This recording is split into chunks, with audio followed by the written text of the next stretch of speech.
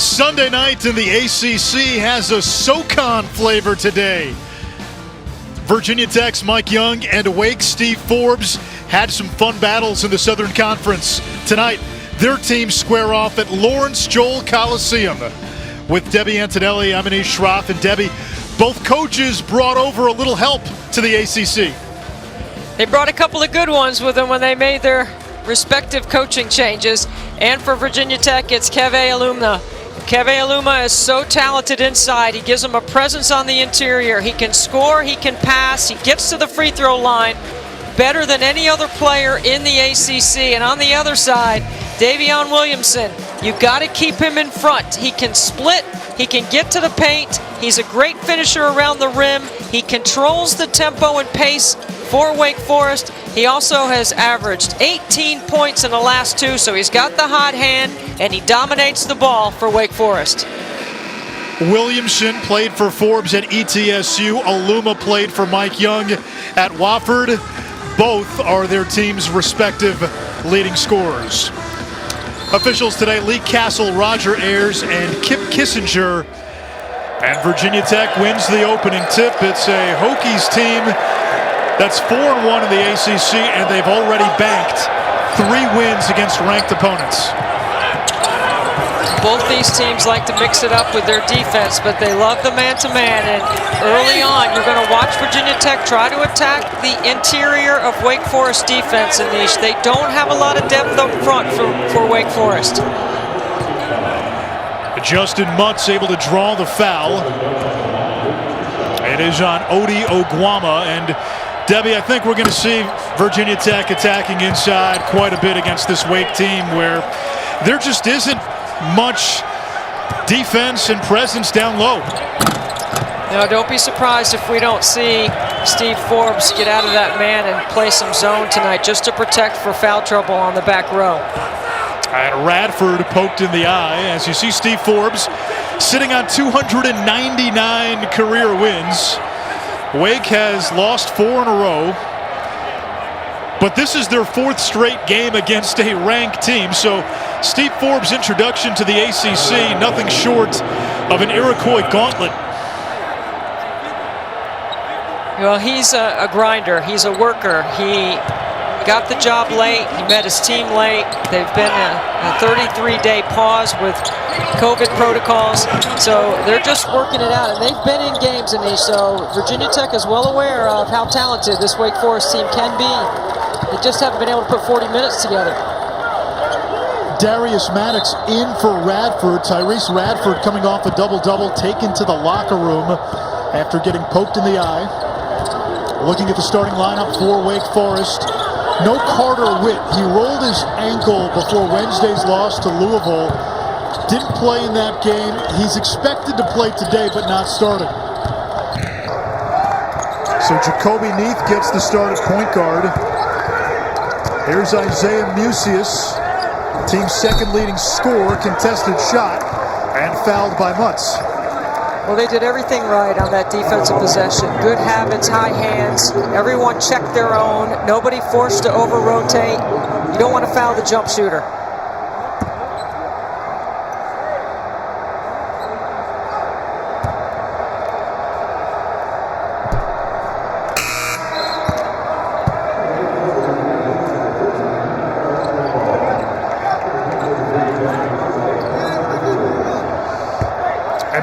Okpomo checking into the game for Oguama. Okpomo hasn't really played much, only 2 games. He's played less than 11 minutes all season, but Steve Forbes telling us they're looking for an answer in the interior. They might have to play small a lot in this game just to try to match up with Virginia Tech. Same starting 5 for Virginia Tech for the 10th straight game. Wabisa Beatty, the floor general, 3. In Chicago maroon and burnt orange. Aluma waiting for the double team. Held back down Okpomo, kicking it out. And the 3 rolls off the rim by Naheem Aline. Wake Forest brought 3 guys to Aluma to try to turn him into a passer.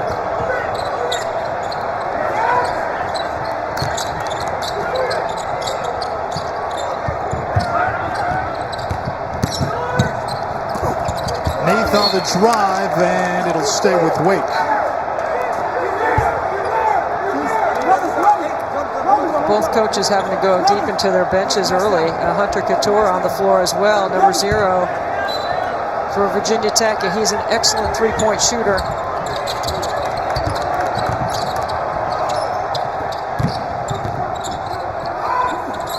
Three-pointer on the way by Williamson, rebound Aluma.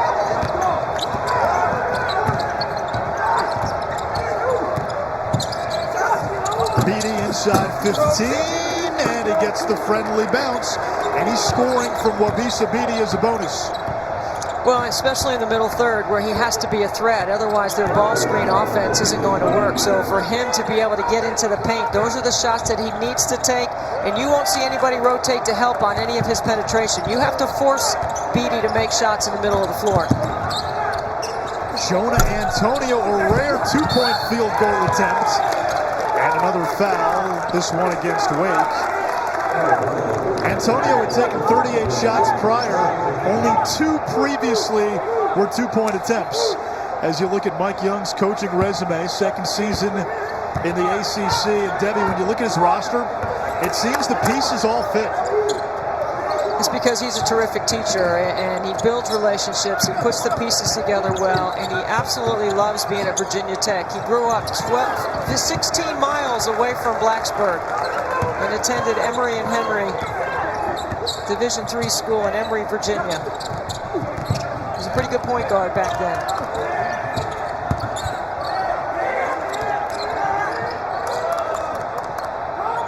Mucius for 3, it's good.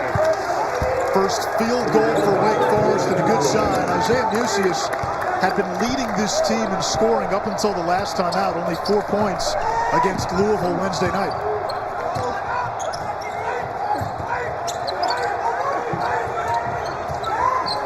Tech continuing to play through Aluma. Muggs, the Delaware transfer. Nice touch. Really good counter. Good footwork inside. Get to the paint. Use that length and that athleticism to finish at the front of the rim.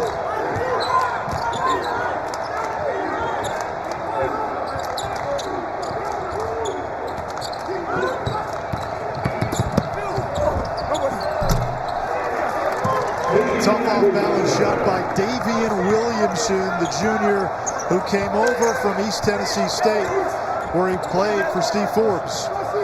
I don't know how that went in.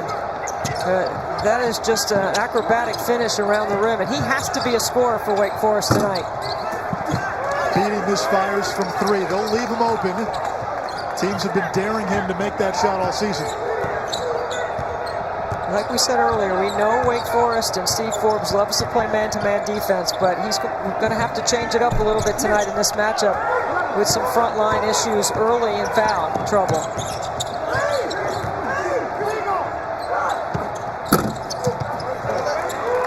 Antonio grabs the board. You got to keep your eye on Antonio, number 20 for Wake Forest. He is a terrific three-point shooter. He's taken 38 shots all season, 36 of which have been outside the arc.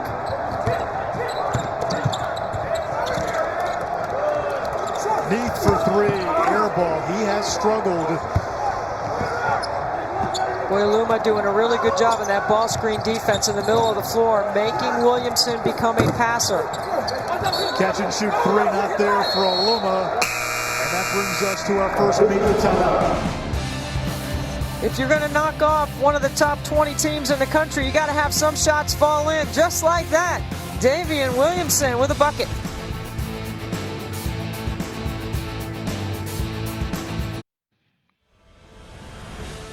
ACC Network Basketball is brought to you by Zaxby's. Hand-breaded chicken and fresh ingredients made to order only at Zaxby's.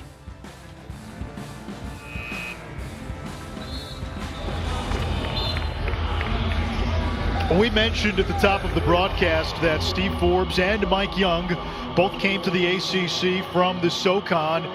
They went head-to-head 9 times, and Mike Young won 6 of those games. The two told us both were incredibly good friends.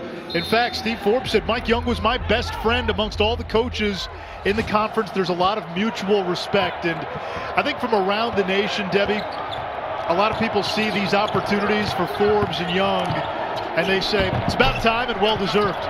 Absolutely. I mean, Steve Forbes doesn't get any D1 job until after the age of 50. Of course, Coach Young could have stayed at Wofford and in Spartanburg in that community for the rest of his coaching career, he has admitted, but the opportunity to go to Virginia Tech was just too strong, and the opportunity to bring Wake back was just too much of a pull for Steve Forbes, who had been very sought out by other universities for jobs prior to this one. A couple of key subs into the game. Carter Witt for Wake.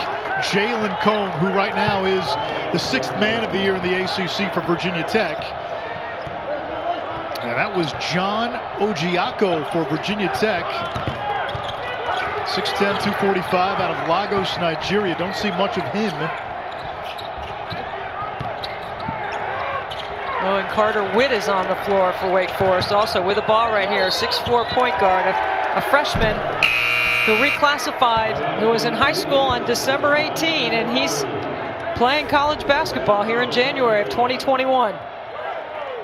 Good ball movement, good spacing on the floor, good finish inside.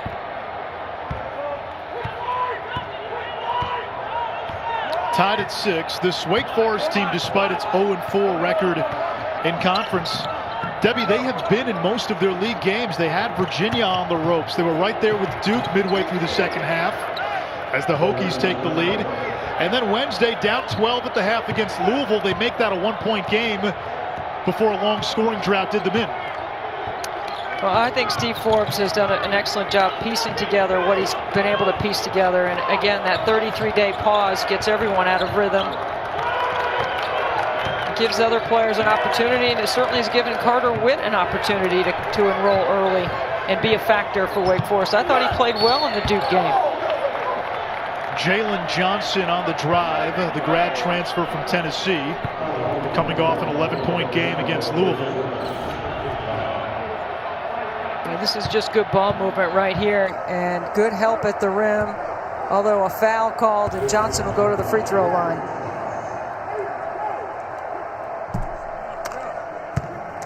I think, both these coaches have similar philosophies, right? You play in the SoCon, you play a little bit undersized, you're used to playing a little smaller, being able to control the ground, being able to do some things very fundamentally sound, and then having success doing that. They both have been winners. And they are really good friends. A lot of coaches say that, but these two guys really are. They both have an incredible mutual respect for each other.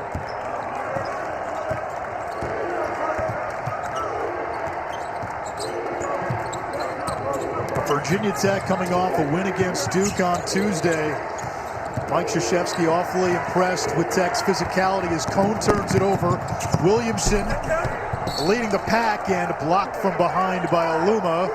Again, those two have played against each other when Aluma was at Wofford and Williamson at ETSU. And look at the quick hands right here, the steal, and then Williamson quickly up the floor. But watch the closing speed of Aluma to be able to knock that ball out of bounds and allow them to set their D.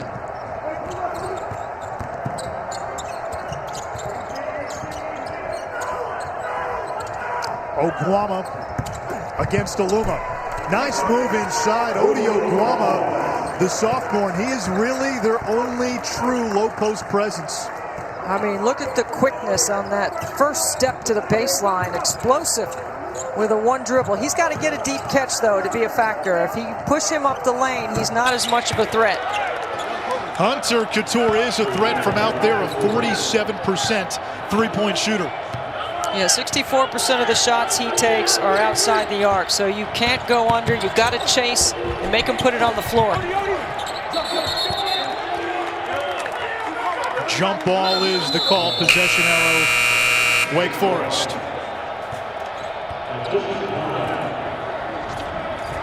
Starting to pick up the offense a little bit. Watch Oguama. Good face up, good finish, strong at the rim. And then Hunter Couture coming off a pin down. Bucket. Things are heating up.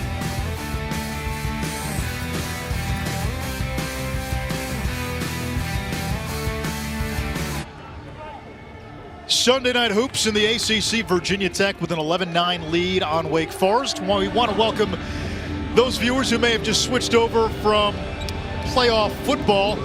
Virginia Tech at 4-1, very much in the thick of the ACC race, tied with Louisville for second, trailing only Virginia at 5-0. And Keve Aluma, Justin Mutz, a big part of their success. Mid-major transfers in some ways has been the story, Debbie Antonelli, in the ACC this season. Free agency is what I'm calling it, Anish. I mean, the NCAA has granted immediate eligibility to everyone right now, and so, the transfer portal could have 1,000 players in it this year. If you have a chance to upgrade your opportunity to play and you want to move up a level, you see that you can do that, and you're seeing players like that list and like 3 guys in our game tonight that are having great success moving up from the mid-major level to the high D1 level.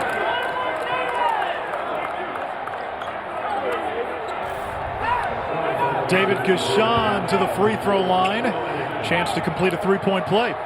Yeah, I think Virginia Tech is doing a terrific job. Their shot selection inside has been outstanding. They're 5 for 10 from the floor right now, and they have done an excellent job of scoring in the front of the rim in the paint. Deposit slip on a free throw there for Gasson, whose brother Lucas played for Steve Forbes over at ETSU. Both these guys care about situational offense and worry about execution and the way they prep their team. So ATOs, scoring after timeouts, are things they chart and really important to their success here tonight. Air ball from Jalen Johnson. Steve Forbes telling us Johnson can shoot it. He can score. The key for Jalen Johnson is defense. If he improves his defense, he'll see more minutes. Johnson to the bench after the air ball. Isaiah Wilkins, the Virginia Tech transfer, in for the first time for Wake Forest. Well, here's part of the versatility of Virginia Tech. You can put Hunter Couture at the top of the floor, and you can run a whole different set of packages, or you move people around to different matchups. And Gasson going back to the free throw line for another and one opportunity. Just an easy dump down, high-low pass, and Gasson making a move to get to the free throw line. Second foul on Okpomo, so both of Wake's bigs, Oguama and Okpomo now with 2 fouls. And Gasson, here we are with 11 minutes and change to go in the first half with a new career high, 6 points. Anish, I know Steve Forbes does not like to play man. We've seen some 1-3-1 out of his teams in situations, and if they continue to get in foul trouble and can't keep the ball out of the paint, it might be something to consider.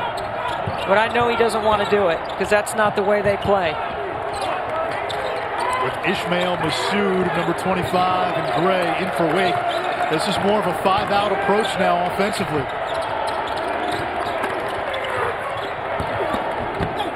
Shot clock is 6. Musius denied at the rim. It'll stay with Wake, 5 to shoot. Boy, really good help by Aluma again on the weak side. Drives the baseline. Coming into the game, Wake Forest only had 10 block shots as a team, and Aluma had 14 by himself. Up to He's got a couple in the game right now. Yeah, with 2 tonight.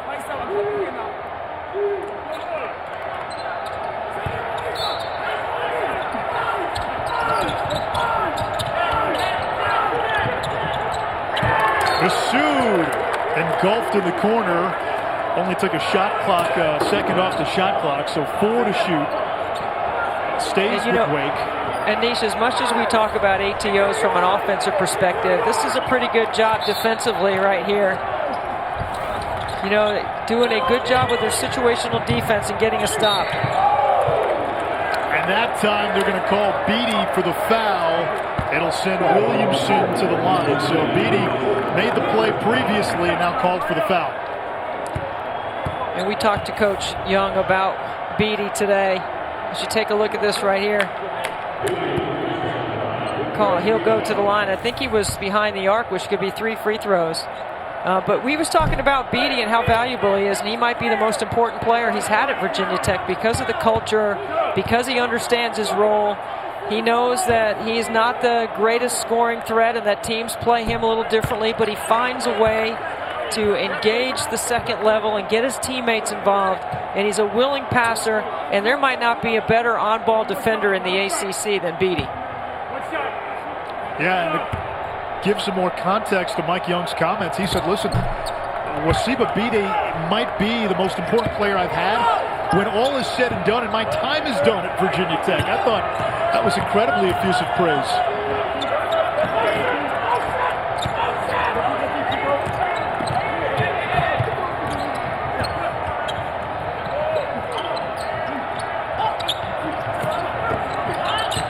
One thing about Virginia Tech is there is no ball stopper on this team. They move the ball, they move without the ball, and the ball finds the open shooter. It found Darius Maddox, the freshman, a very good shooter in high school, grazing the front of the rim.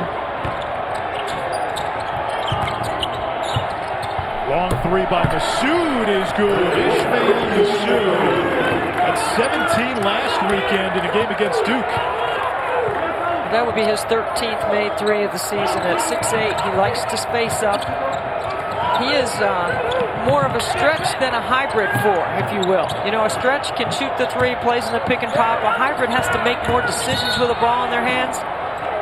And Steve Forbes takes that part of the responsibility out. So he doesn't mind Massoud firing from deep because he knows he stretches and opens up the floor. Foul on Neat, his first.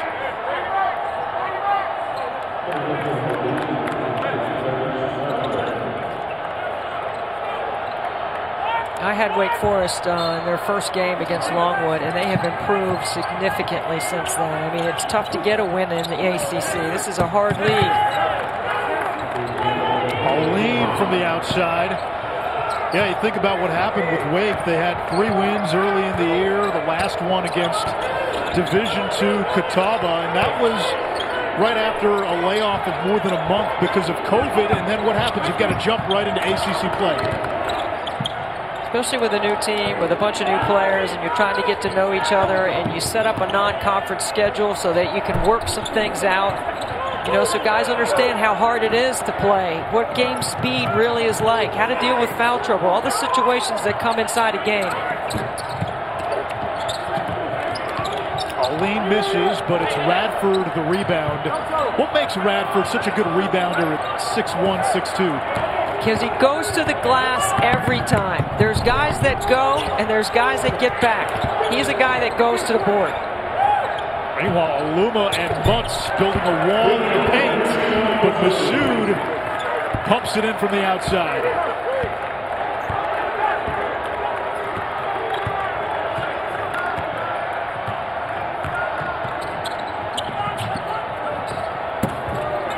Aluma can't finish. Really good D inside to take that angle away to the glass by Massoud. And Aluma pushes Massoud into the screen. That's why he gets called for the foul. Debbie, the formula tonight for Wake to pull off an upset is what? Take care of the basketball. Attack Aluma and try to get him in foul trouble, because then you neutralize that size and post presence advantage. Try to control the tempo by staying with him on the glass, and you got to make shots. Oh, they've come out Aluma. He just has 4 blocks already. There's Massoud. And a rebound by Aluma, who has not scored, but 4 blocks and 4 rebounds in the early going.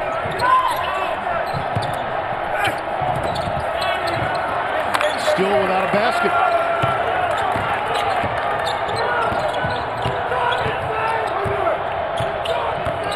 Carter Witt, a top 100 recruit out of high school. Graduated in December, joined the team right around Christmas. Massoud misfires. Musius, the offensive rebound. It's batted back to Virginia Tech and Tyrese Boots Radford.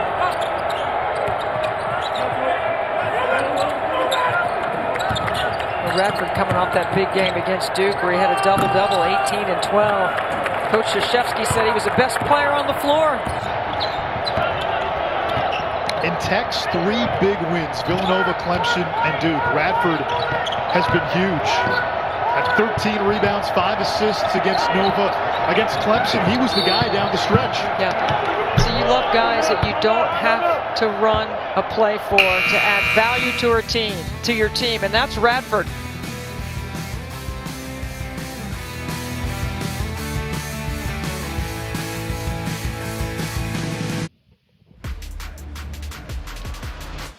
Tonight, 8 p.m. Eastern, following our game, it is nothing but net. Kelsey and the crew will break down everything you need to know in college basketball from this past weekend and look ahead to the week that begins tomorrow. I guess technically it's Sunday, right? The week starts now? Yes. Start of a new week.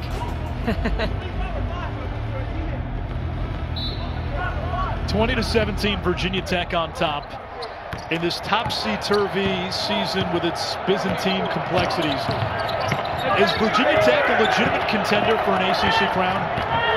I mean, who isn't right now? Absolutely, Virginia Tech is in the mix for it. I've never seen a year like it in all the years that I've been around the ACC, where it's so wide open. Now, Virginia made a statement last night at Clemson, scoring 85 points against the #1 defense in the country, and back-to-back 80-point performances for Tony Bennett's team. That was impressive.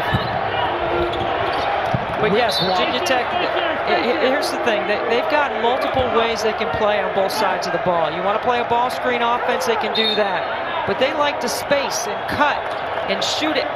We know how much Mike Young loves shooters and ball handlers. And that's what he's got a good team of. The pieces fit for Mike Young, and they've got a 3-point lead on the road.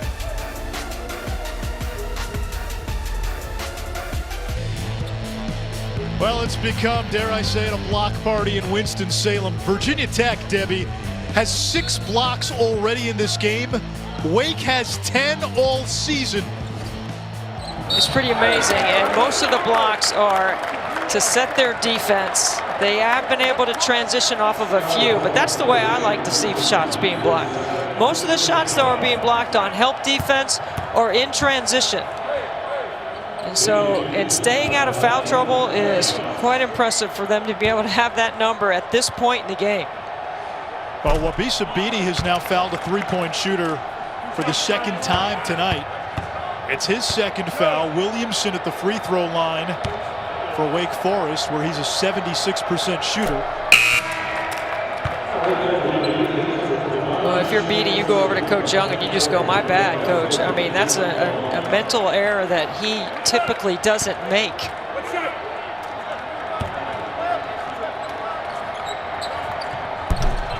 And that was going to be the matchup defensively for the Hokies tonight. Beatty against Williamson. So now let's see if Williamson can take advantage a little bit with Beatty out of the game. Anish, I think you get like 1 my bad per game with Coach Young. That's probably about it.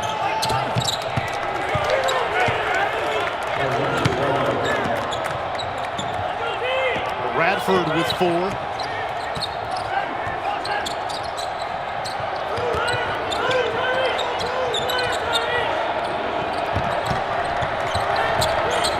Look at everybody in a stance, high hands on a catch. Guard your own, they don't bring too much help. There's a nice hesitation under the rim. You got to pump fake, you got to shot fake. You know the shot blockers are jumping for block shots right now.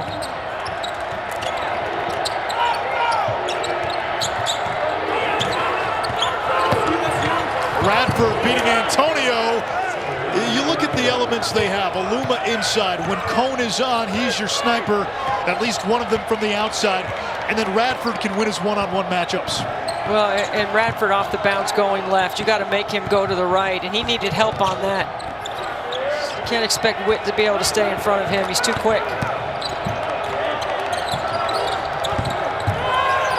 Witt against Couture. And Witt stepped out of bounds. I was almost about to say, was that another Couture charge? He's so good at that. This is a great one-on-one move inside. Good hesitation to finish strong with off 2 feet. And then this is just too easy for Radford.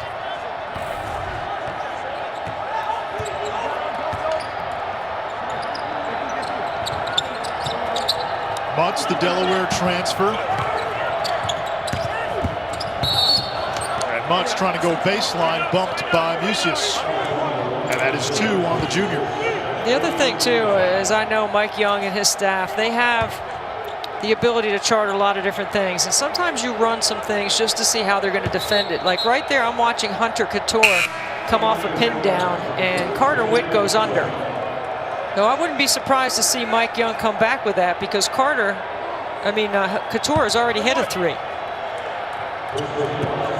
So how do you defend that then if you're Wake? You got to get on his hip and chase him off that screen and make him put it on the floor. You can't let him catch and shoot. I was talking to Steve Forbes yesterday. He said, listen, what Mike Young is doing successfully now at Virginia Tech, as Steve Forbes saw that movie plenty of times at ETSU in the SoCon. Well, they had some battles, that's for sure, and they both had incredible success, as we showed you already. But in the last 5 years, Steve Forbes had finished first twice, second twice, and fourth once in the SoCon at East Tennessee State.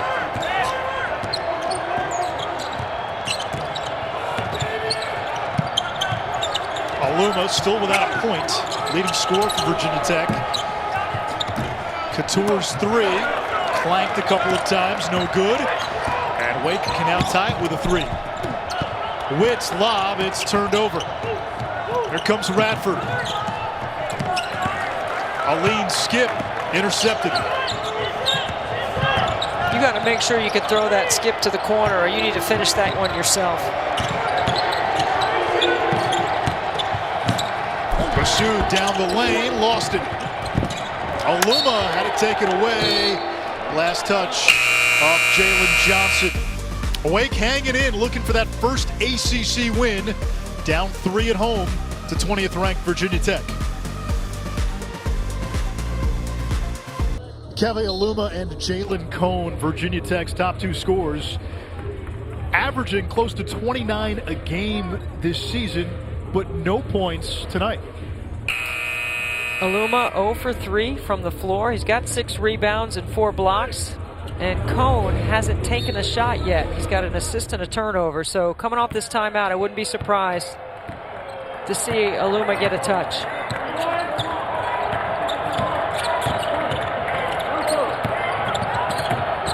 There's Aluma, and he lost it. It comes to Neath.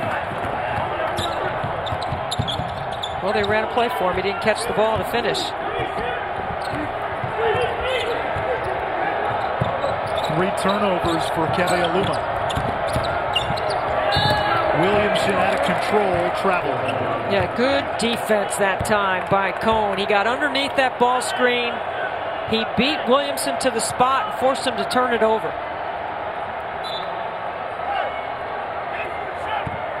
Debbie, when Virginia Tech is in the half court, our viewers need to watch 15, Jalen Cone, right? Yeah, watch him right now because he's getting ready to do something coming off the screen. He can score on any screening action right there.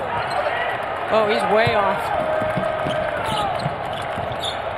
He didn't get the memo. He's going to be fine. He puts in way too much work to be worried about having one bad shot. He's going to get in a rhythm. I mean, for all those young players, you know what, all those young players out there, Anish, form shooting is important, and it's a real thing. You can ask Jalen Cone how important it is. He was on Packer and Durham earlier this week talking about his form shooting routine. His ability to catch the ball at full speed and almost in one motion get the shot off and be that accurate, uncanny. And there's Aluma's first basket. It was a clear out for Radford. He might have dribbled the ball a few more times than what Mike Young usually likes out of his offense, but it was a great cleanup on the weak side by Keve Aluma for his first basket.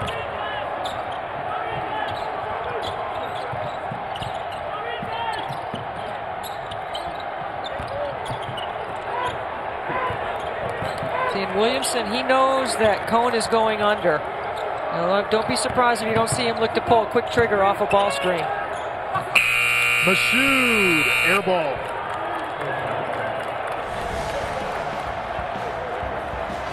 Thursday night, it is a women's basketball doubleheader. Miami-Pittsburgh at 6, and then Debbie's alma mater, NC State, number 3 in the country, against Florida State. You've got to vote, right? So NC State with Stanford losing, they move up? Yeah, Louisville's going to go to 1, and NC State's going to go to 2 on my ballot. Big day for the ACC. I'm not sure when's the last time. It's been a while. I remember Duke and North Carolina were number 1 and 2 in the women's polls on the top. Probably, I'm going to say, around 2006, 2007, if my memory is right. Now, could this NC State beat your best NC State team? Yes, very easily. I'm sorry about that, my teammate. Sorry about that. But you had a 3-year starter like me. I'm not sure who I was going to guard on the team this year. Yeah, NC State and Louisville on the women's side are legitimate Final Four candidates. They both check all the boxes, and they both have enough experience, and they have go-to players, enough scoring. It should be really fun to watch on the women's side. What happens, because it's wide open in the ACC after that. Those two are the top 2 teams, and then it's wide open after. See, there's your promo right there. Thursday night, NC State, potential Final Four team on display against Florida State. Williamson denied at the rim. How good has Virginia Tech's interior defense been tonight? My goodness. I mean, they are doing such a great job of only rotating when necessary. They don't over-rotate. They don't have a foot in the paint or 2 feet in the paint on the weak side. They're doing a great job of guarding their own and rotating on penetration to the rim.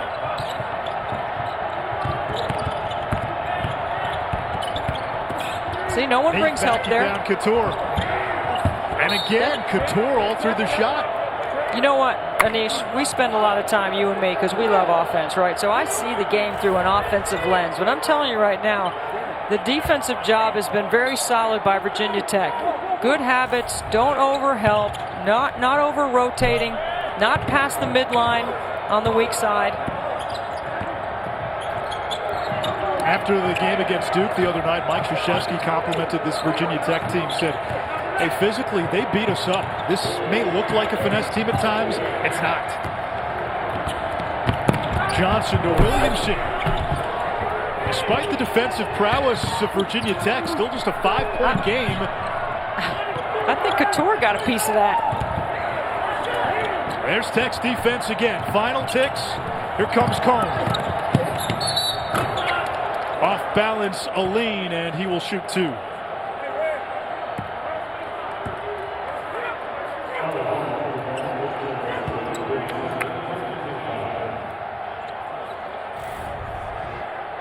Watch this by Couture. Did this ball hit the backboard first?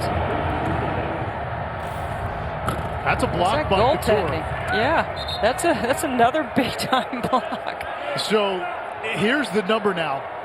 Virginia Tech has 9 blocks in the first half. Wake Forest has 10 blocks all season. Well, there's a reason why Wake Forest doesn't try to block shots, right? They don't have a lot of depth on the front line, so I'm sure Guama is told not to try to block a shot because they can't afford for him to get in foul trouble. Like, we see how they're playing and hanging in there, doing a great job with Guama with 2 fouls. Hasn't played much in this first half. Look at the game trends. Virginia Tech shooting 46% from the floor. Wake just 7 of 31. Turnovers even, but where the Deacons have made up ground on the offensive glass. Yeah, you can see where they have 11 second chance points on 7 offensive rebounds. So they've done an excellent job of converting. And I'll tell you what, they have done a very good job of hanging around, right? This is the way they've played all year. They've been in games. Steve Forbes gets the tempo where he needs it. And they're doing this without Davian Williamson having a big floor game yet. Tech had a foul to give, and they do.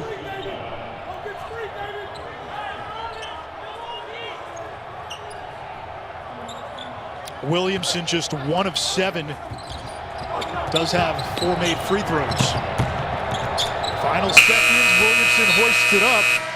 And we go to halftime with Virginia Tech leading 29-23. Keve Aluma just 4 points. Jalen Cone didn't score. Virginia Tech's defense, though, canceling at the rim with 9 blocks. Kelsey Riggs has your halftime report after this. Tomorrow is Martin Luther King Day, and in these times, the words and deeds of Dr. King echo as loudly as they've ever echoed.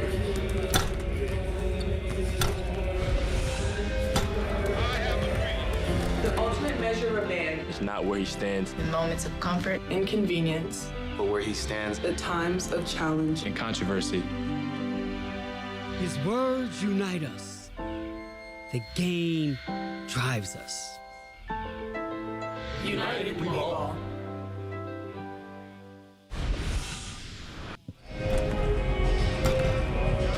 Getting ready for the start of the second half. Anish Shroff, Debbie Antonelli with you on a Sunday night in the ACC, the lone game after a wild weekend. Virginia put the hurting on Clemson yesterday on the road. They saw Louisville get upset by Miami. Pittsburgh 60+ in the second half against Syracuse. And Wake Forest, despite not shooting well, down by just 2 possessions right now against the 20th ranked Virginia Tech team. 23% from the floor in the first half, yet they were on the offensive glass with 11 offensive rebounds. It's a pretty good offensive rebounding percentage considering they missed 24 shots. So they did a good job of offensive rebounding and scoring. They didn't turn the ball over, but 7 times. They're going to have to be able to take care of the ball and move it and reverse it and try to get open looks against this really tough Virginia Tech defense. The Hokies 9-0 and leading at the half this season. Their interior defense was sublime in that first half. For Wake Forest, Steve Forbes told us they've got to knock down shots. They've got to hit threes to have a chance. Just 2 of 10 in the opening 20 minutes.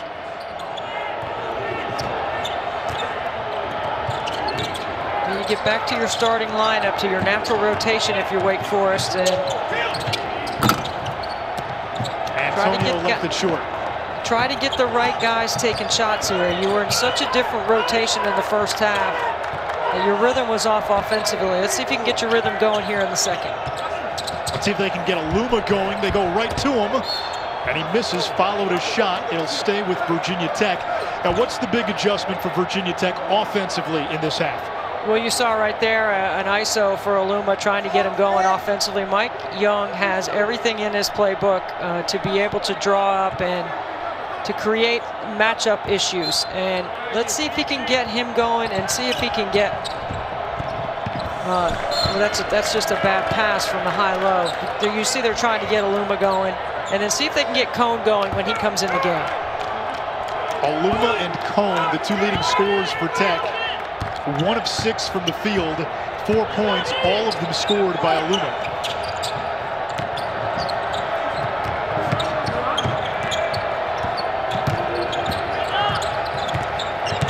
Heath backing down his man to the post.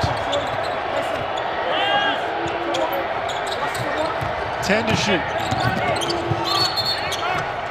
And a blocking foul on Aline, his first. You know, that's a couple of times deep into the shot clock. Virginia Tech has done a good job defending, and then they foul. This is a matchup where Mike Young feels like they can guard their own man, right? You don't need to overhelp. You don't need to dig.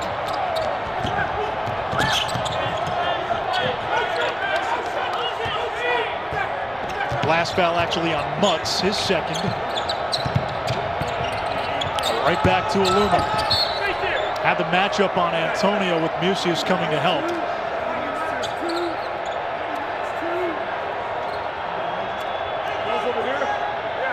Starting to get into that player of the year conversation, Debbie. Keve Aluma has to be at least in the conversation.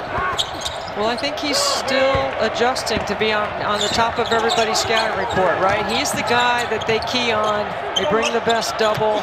They put their best defender on inside on the interior.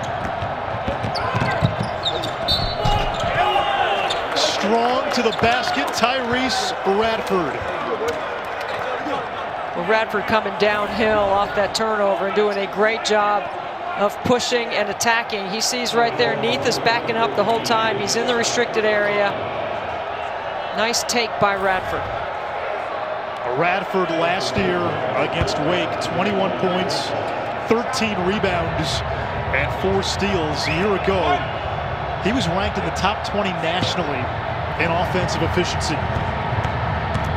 You know, we mentioned it before in the first half. It's his energy, Anish. It's a guy that comes in the game. He knows what his role is. He understands everybody else's responsibility, and he does his job. And you don't have to run a lot of sets for him. But if he gets a matchup, because of his quickness, he can take advantage of it.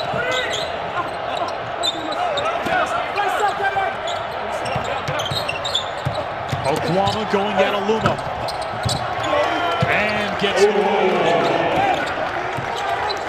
Consider this, Aluma has blocked 4 shots. He's got 1 personal foul. He can stay aggressive around the rim. He's been aggressive all night, avoiding foul trouble.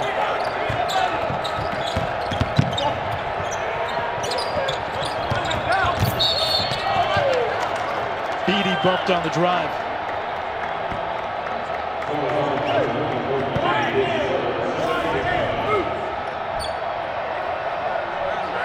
Late on the closeout to Beatty, and you don't even need to come with a long closeout on Beatty. You just need to contain and keep him in front, so you got to understand the scout. 3rd foul on Jacoby Neath.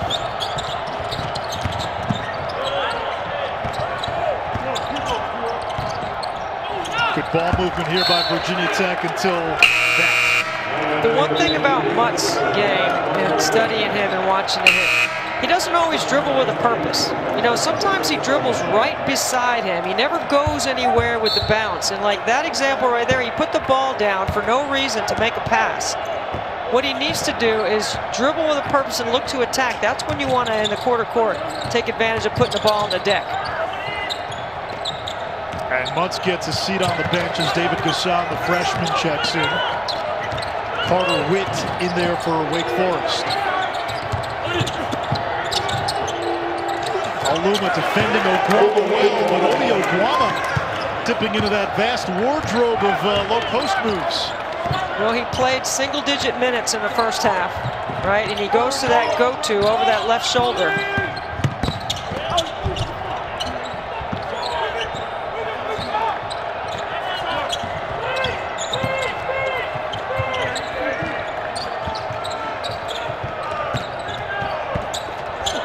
Radford drops it off for Gasson, who's got 8 points, a career high tonight.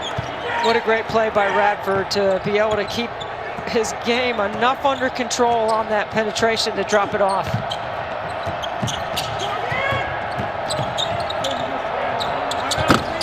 Antonio, grad transfer from UNLV, and another offensive rebound. That's how Wake has stayed in this game. And Carter Witt stepped out of bounds. Carter Witt with a year of strength training and playing the game on balance and getting stronger. I mean, my goodness, is he 17 years old? I mean, he's playing at the highest level of college basketball. It's amazing, really. And I watched him in the Duke game. He's going to be fine. I was about to say, he probably has no idea who the reference is, but for an older crowd, Jeff Spicoli, Fast Times at Ridgemont High. I'm sure his parents know. I'm here, and you're here. Isn't it our time? Off the hands of Aline. Those two have never been seen in the same room. Carter Witt has no idea who Spicoli is.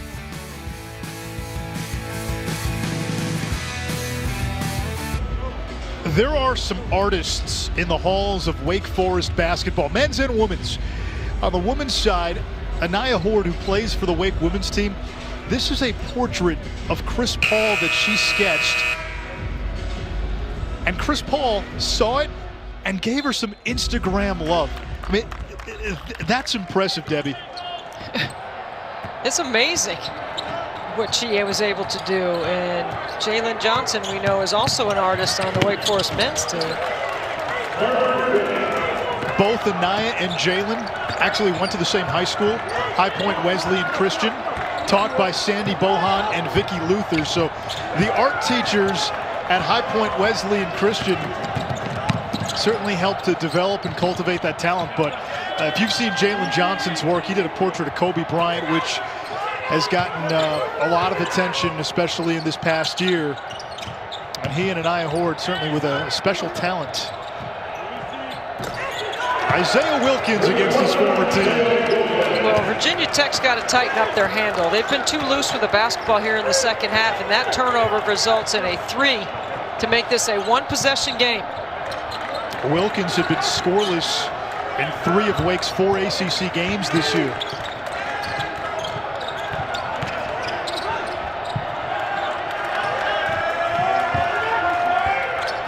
Seven to shoot. Couture launches and hits. What an answer.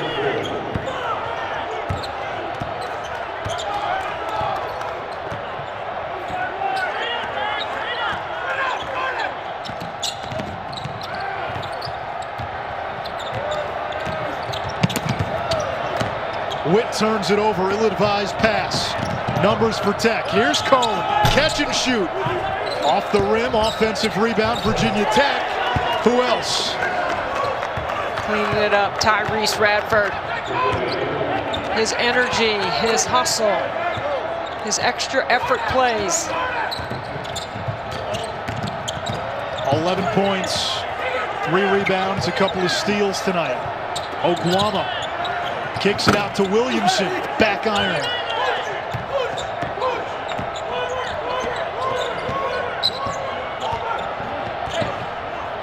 If you're Steve Forbes here, when Wake gets the ball, do you think about a timeout? A blocking foul, Gassan going to the line, and you almost sense this game is at a tipping point. Well, this is right here a really good pass and a good finish. Keep your eyes on the prize and finish with contact. And you got a stoppage of play right here, Anish. You're going to the free throw line. Okay, you can tell your team what you want them to run offensively, but you got to be able to make some shots now, because if you're playing in transition, Virginia Tech's going to have the advantage. Wake Forest has been better when they've been able to set their D. Largest lead for Virginia Tech. It's an 8-0 run after Wake had closed to within 2. You know how everybody always thinks that you call that timeout when it's an 8-0 run? I think you don't have to do that this particular season, because you can talk to your team and they can hear you without a crowd. So if this was a home crowd, you may, or a visiting crowd, you might consider it on an 8-0 run. And one opportunity for Massoud. When you look at some of the results, not just in the ACC, but around college basketball, the lack of fans, that has had a significant impact of the season. I've had coaches tell me, like you just mentioned, you're on a 7-8-0 run. You have a crowd that can balloon into a 15-2 run. Right. Hard to sustain momentum, harder, I should say, to sustain momentum without the fans. Well, I'm a big believer as a basketball junkie that you build your own momentum through the details of the game. Okay, you have to dig in and focus on the intimate detail of execution on the offensive end or communication on the defensive end. And if you can get 2 stops or 2 scores, you can all of a sudden build your own momentum. Like right here, Wake Forest. Okay, they go 10-point largest lead. They come down, they score. Now they get a stop. They got another chance right here, and he didn't have to burn a timeout.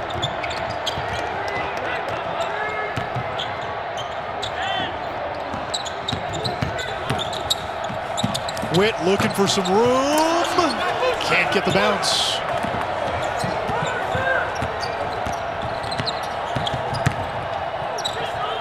So you got Carter Witt right here having to defend Cone.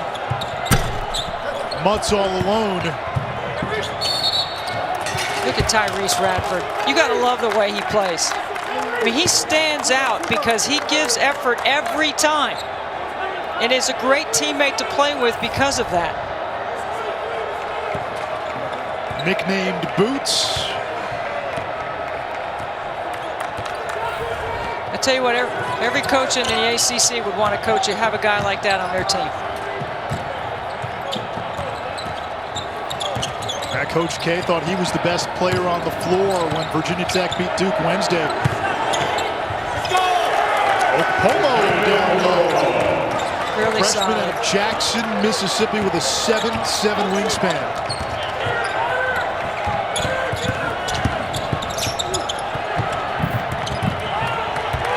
Again, sloppy with the basketball. It's a good decision right here by Carter Witt to pull it back out and run a set. Witt from deep, short. I don't think that was the call.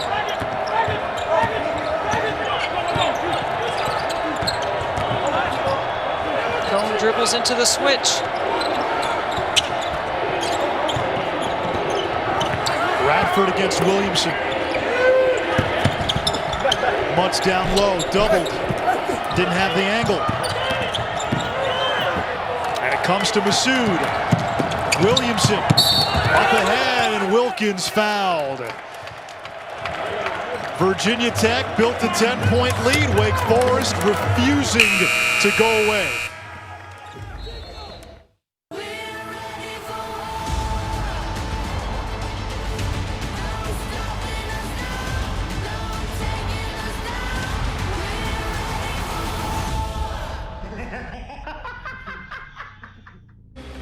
Sunday night in the ACC, Virginia Tech leading Wake by 5. Anish Shroff, Debbie Antonelli, and Debbie, that man right there, that grad assistant for Virginia Tech, you know him well.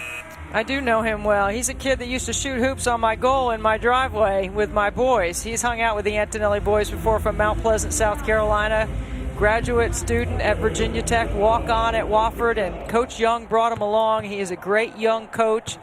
He is curious. He's going to be an excellent coach one day, because he's getting a graduate assistantship on the court as well as in the classroom from Mike Young. And Mike Young likes to surround himself with young, energetic, curious, intellectual minds, and that's who Eric Wagenlander is. Mike Young and Steve Forbes on the other sideline for Wake Forest, renewing their rivalry, which began in the Southern Conference when Young was at Wofford, Forbes at ETSU. Couture down low. 6-point lead for Virginia Tech. Wake still not going away, and that's been the story for Wake all season. Steve Forbes said, can this team learn how to finish? They were up double digits on Virginia. Let that one slip away. Right there with Duke at the midpoint of the second half. Then Duke pulled away. It was a one-point game against Louisville before Louisville pulled away. He joked around with us yesterday on the call that he wishes that he could petition the NCAA for 32 minutes for a game, not 40, because his team seems to fade in the last 8. Now they're right here at the 10-minute mark, 44-40 against the top 25 team, and maybe now one of the top teams in the ACC. Still a lot of basketball to be played, but Virginia Tech has already put together an impressive resume. The former Hokie, Wilkins, leading the break, and it's a 2-point game. Anish, again, sloppy Virginia Tech ball handling. That is 7 turnovers and 6 field goals in the second half.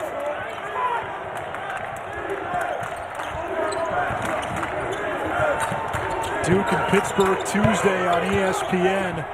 Aluma, no good. Wake can tie with a 2 and take the lead with a 3.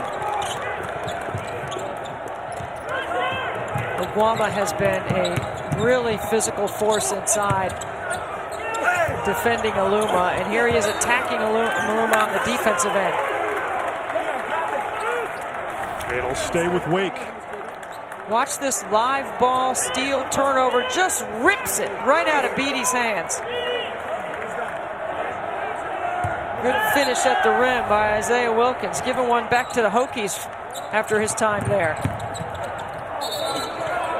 Masood traveled. Ishmael Masood, now one of the players that entered the portal after Danny Manning was let go, decided to stay. And you think about what Steve Forbes had to do Brought in 7 new players. You lose Olivier Sarr. You lose Sean D. Brown. Piecemealing a roster, a month stoppage due to COVID issues. And Aluma traveled.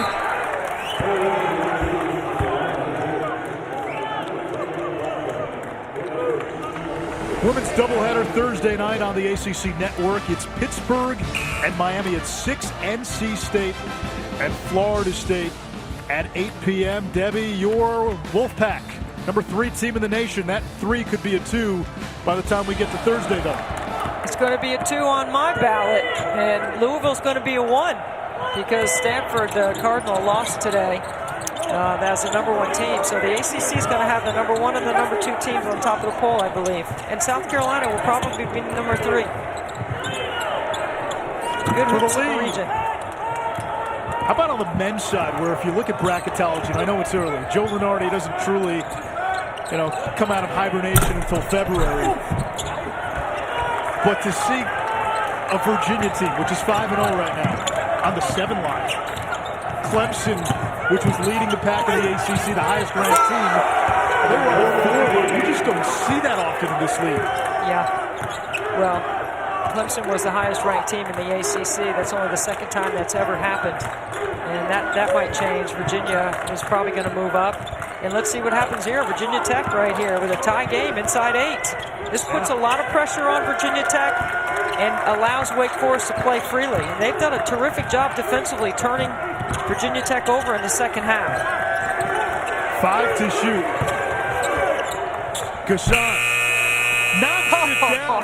How about David Gasson, the freshman? He had made 7 shots all season. He's 5 for 5 tonight, 13 points. Came in averaging less than 2 points per game. He only had a total of 19 points on the season coming into tonight. He's converted 3 3-point plays. And with Aluma really not scoring, with Cone a non-factor, the production of Gason's been much needed, but Wake refusing to yield. Mucius on the offensive glass. Isaiah Mucius now has 8.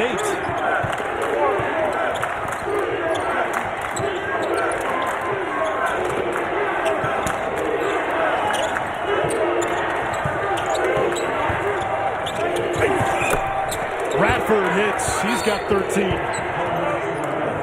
He's a gamer. He wants the ball. He has played well back-to-back in the win over Duke. And watch Heath get inside. Heath doing a great job of scoring at the rim. A physical, strong guard. And on the other side, how about Gasson? He can play some D1 hoops.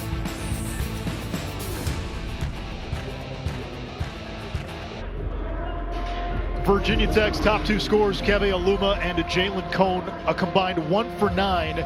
But in their stead, Tyrese Radford, who's done this plenty of times, and David Gasson, a big surprise tonight. I mean, look at the production that they've been able to get. These 2 guys have made 11 of their 17 baskets. That's impressive, stepping up in a big moment here on the road. And Tyrese Radford has done it back-to-back with his big game in the win at home over Duke, where he had 18 and 12 and 5 assists. I like guys that are right side of the box score guys. Stuff the stat sheet. Outside of those 2, the rest of the team 6 for 36.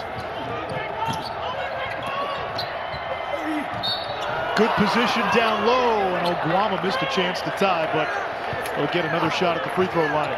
Yeah, that's what you call an ATO right there. Dial it up scoring by Steve Forbes' team to get a bucket at the rim or to get to the free throw line. A 2-point game. Virginia Tech with the lead. Wake going to the line when we come back. Nothing but net every Sunday, and we have one coming for you tonight, 8 p.m. Our weekly men's basketball studio show. We'll preview the week, look back at the best games from the last week, highlights, analysis, insight. Kelsey and the crew have you covered following Virginia Tech Wake. 20th ranked Hokies came in coming off a big win against Duke earlier in the week. Wake Forest 0-4 in conference play. And Ashraf, Debbie Antonelli, if this season has taught us anything, it's that we know nothing.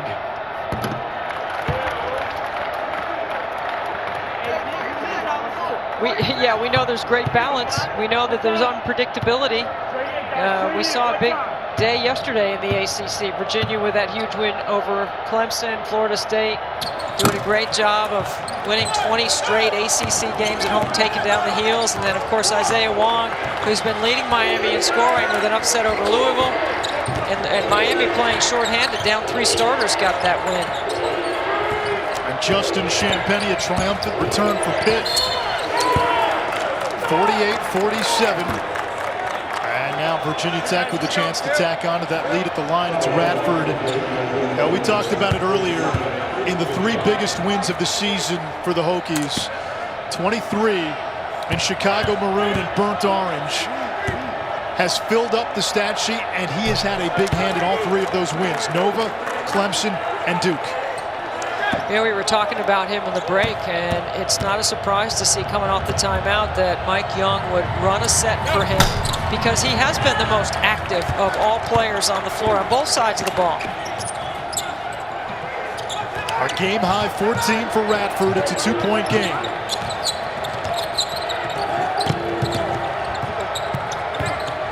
Isaiah Wilkins, the Virginia Tech transfer, spinning inside.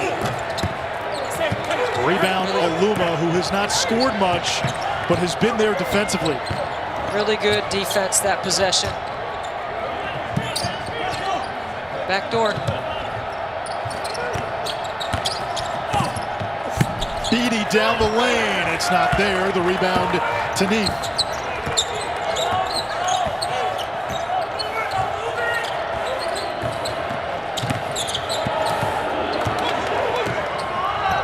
Off the turnover. Mutz kicks it back out. Cone is open and left it short. Beatty on the offensive rebound. You know, when I was watching the start of the second half against Louisville, Neath was on the top of the floor, and he turned the ball over a couple of times and had to go right back to this man right here, number 4, Davion Williamson. That's who I think, in a late game situation, that Steve Forbes trusts the most with the ball in his hands. Beatty's done a nice job, and so is Couture on Williamson tonight. Williamson just 1 of 8, Wake's leading scorer. Musius, tough shot.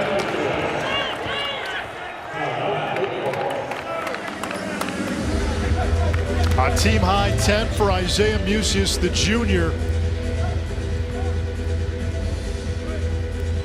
This is Wake Forest's 4th consecutive game against the top 25. And listen, they've been there. They've been in the thick of the plot. Everything except the final couple of chapters, they've put pen to paper. Well, they've been in games, and it's about closing out games in the ACC, and you got to give a full 40 minutes. And for Isaiah Musius going to the free throw line, or excuse me, scoring that last bucket, you know, he got in some extra shots after the Louisville game. He wasn't pleased with the way he played. He came right back into the gym 15 minutes later and started getting some shots up, and it's paid off for him tonight. He's done a very nice job. That's a big bucket right there to make this a 1-possession game.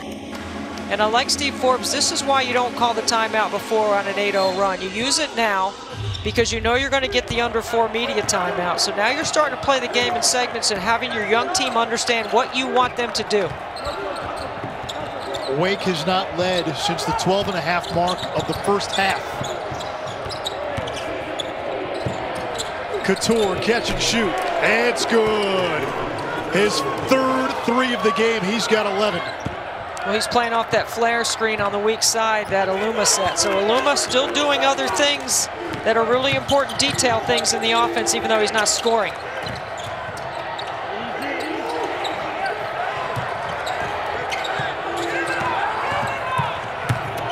Clear out Musius. again. Williamson for 3. Can't answer. Aluma battling for the rebound. And a jump ball, possession arrow, Virginia Tech. Virginia Tech with a 5-point lead. Aluma with the flare screen. Couture with the bucket outside the arc.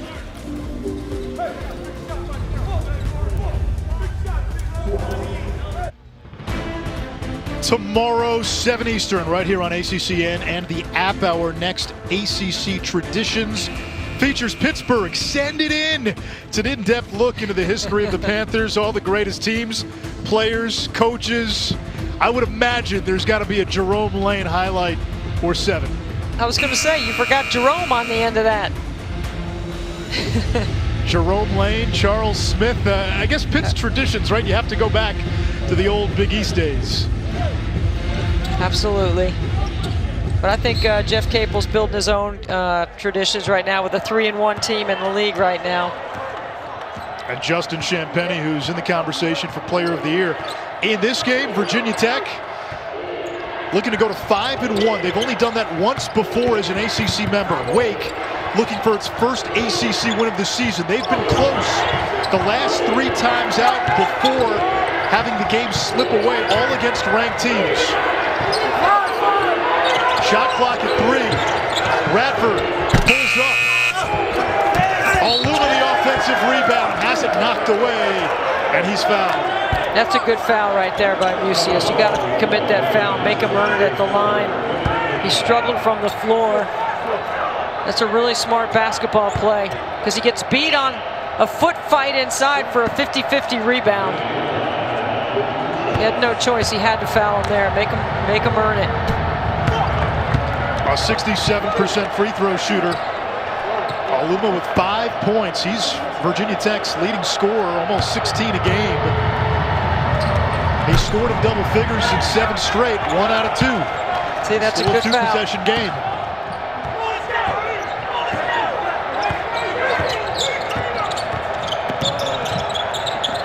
Couture has done a very good job on Williamson tonight. And Virginia Tech switching. Miscommunication. A huge miscommunication and defensive breakdown at the wrong time for Virginia Tech, and Massoud makes him pay. A dozen for the sophomore from Spanish Harlem. He leads Wake.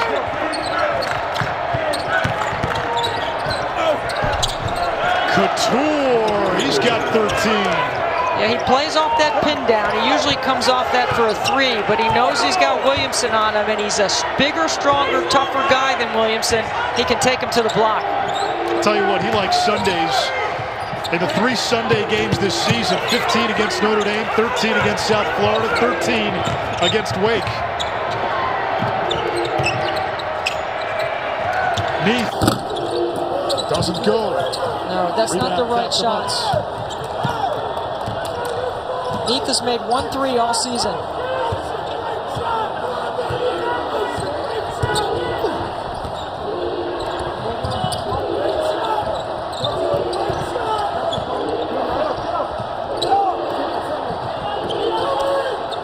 Aline, green lights at 3. The rebound by Williamson.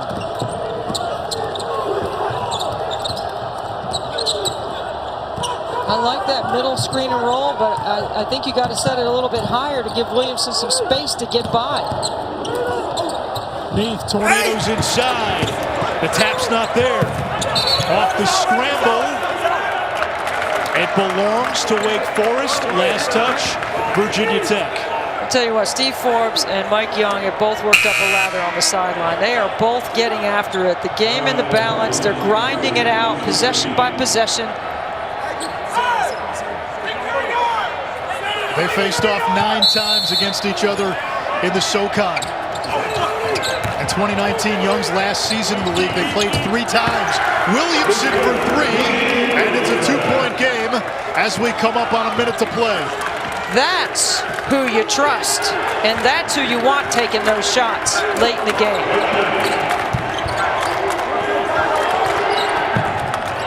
Nearly stolen away by Williamson. Screen and roll not there. Inside to Aluma, and he's fouled. Now you bring the double to Aluma. You don't want to foul him right there. Massoud rotates over, and especially where the catch is. Watch Williamson come off that screen, not doing a nice job of knocking down a big bucket for his team. That's who I want taking shots right now. You want the ball in his hands if you're Wake Forest. Non-shooting foul. Virginia Tech will be in the bonus from here on out. And now a foul away from the ball. It's on Musius, his fourth. So a 1-and-1 for Tech. Now, I'm not sure why Musius would commit that foul right there.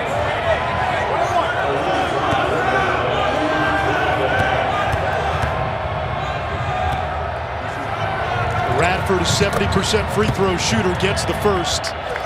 He's got a game-high 15 points. And Nish, keep in mind that Virginia Tech still has a couple of fouls to give. Both teams with a couple of timeouts.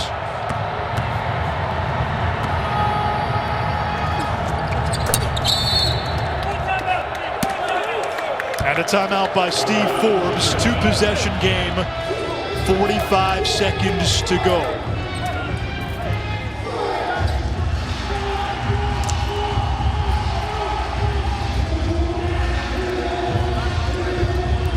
Time now for tonight's player of the game, brought to you by Zaxby's. Boots Radford, 16 points, 6 of 7 from the field, a couple of assists, 3 rebounds, 2 steals. It's a right side of the box scorer kind of player. That a big night shooting the basketball, seeking shots, taking what the system gives him, not trying to press, not overdoing it, moving the ball, taking shots that he can make. It's a very impressive stat line in back-to-back nights, on 2 big nights for Tyrese Radford and for Virginia Tech. Debbie, Virginia Tech came into this game 36% from 3. The three-point shot wasn't there all night. Jalen Cohn, who had been on fire coming into the game, a non-factor, scoreless. Keve Aluma, the team's leading scorer, 5 points. And yet the Hokies here in the final minutes still with the lead on the road against a Wake team that has proven itself to give some of these ranked teams a little bit of trouble. This was not Virginia Tech's best effort. Their 2 alphas were not really factors offensively. What does it tell you that they still have a chance to win? Well, without Beatty playing the kind of floor game that he usually plays, he had a couple of mental breakdowns in the first half, fouling the three-point shooters. He turned the ball over a little. Hunter Couture has managed the game for Virginia Tech very well tonight. That could be a big difference in the absence of Aluma and Cohn, besides what Radford's done off the from the scoring. And there's look at Couture making a play right there. I mean, that guy's had a brilliant floor game. If you understand how you make your teammates better and how you guard your own guy on the defensive end, and you keep the ball moving, Hunter Couture has done all that tonight for Mike Young's team.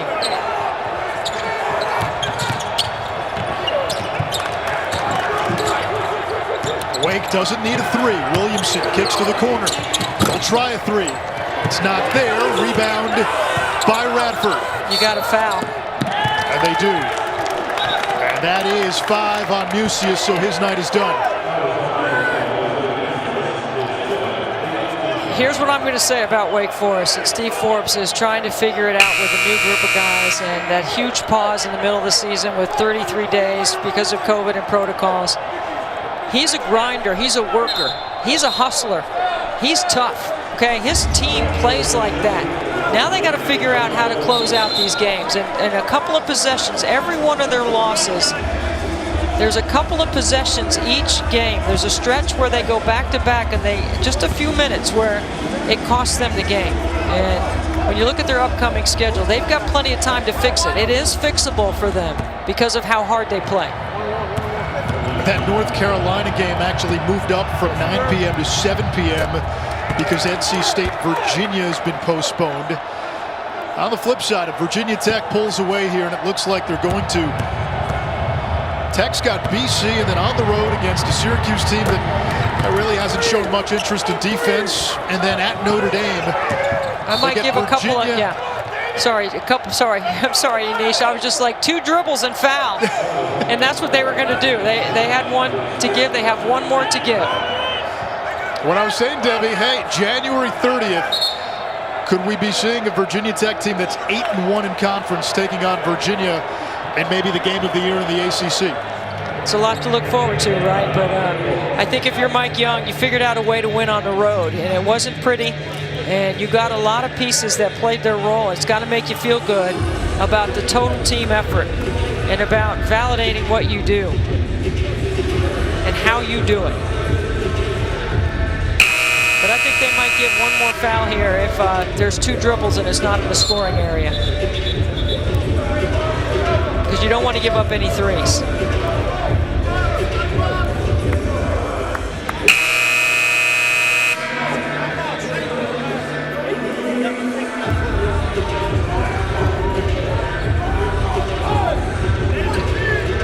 Switch on everything. I think 2 hard dribbles out of the scoring area, you foul.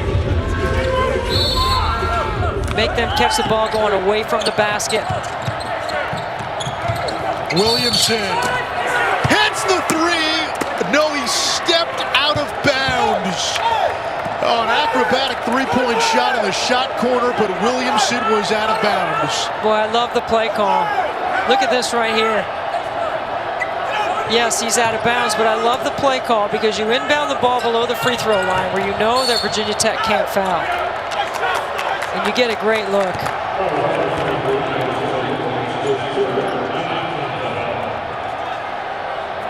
Davian Williamson, an East Tennessee State transfer. He played for Steve Forbes there, returning home to Winston-Salem the last few games. Even tonight, you mentioned it. He hadn't shot well. I know that doesn't count, but he had the 3 earlier. He looks like he's going to be the guy down the stretch with the ball in his hands to make the play for Wake. He's got some time under his belt as a player for Coach Forbes at East Tennessee State. He understands the system. I think he's the guy you trust for sure. Official review confirms what we saw. Foot was clearly out of bounds. And a 1-and-1 for Radford.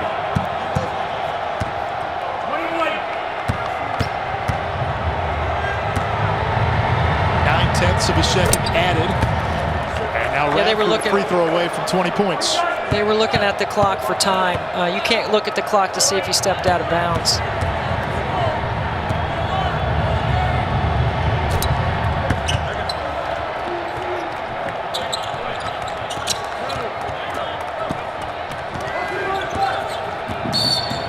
Williamson fouled.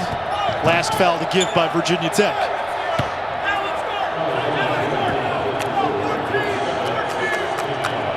Now you got to switch, no threes, keep them in front, no fouls.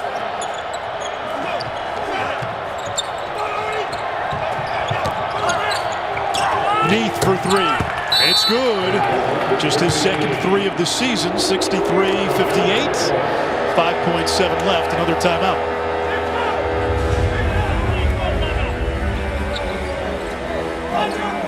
From this wild weekend in the ACC, what's your biggest takeaway?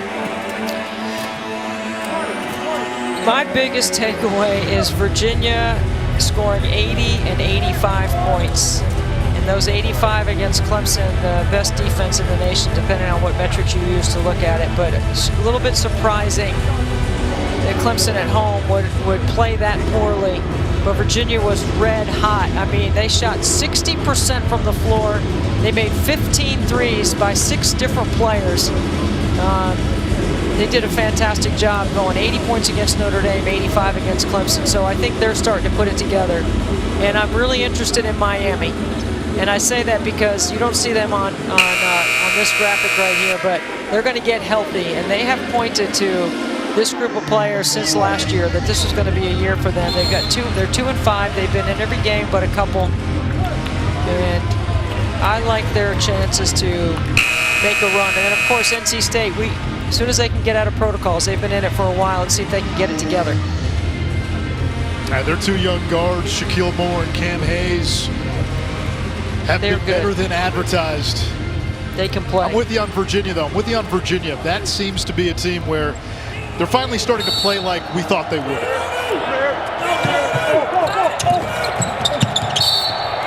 Aline fouled. All right, so if we've got Virginia at 1 in the ACC, and they are 5-0 in the conference, you know where I'm going with this. Who do you have at 2? I think Florida State. I think they have talent, depth. Leonard Hamilton's team continues to play well at a very high level. MJ Walker is playing some of his best basketball of his career right now. And I think, Raekwon Gray, I mean, my goodness, that guy's a 6'8" point guard. Come on, Leonard Hamilton has so many pieces to mess around with. It's fun to watch them play because they play really hard and they share the ball. When they share the ball and move it, they're really tough to defend. Williamson down the lane, that's just bookkeeping. Virginia Tech 5-1 in the ACC for just the second time as a member of the conference. Steve Forbes has to wait at least one more game to get to 300 wins. Mike Young beats his good friend in what was a SoCon-flavored Sunday night in the ACC. Tell you what, by the end of the month, if Virginia Tech keeps rolling, we might be talking about the Hokies as one of the best, if not the best team in the ACC. Time for Nothing But Net. Here's Kelsey Riggs.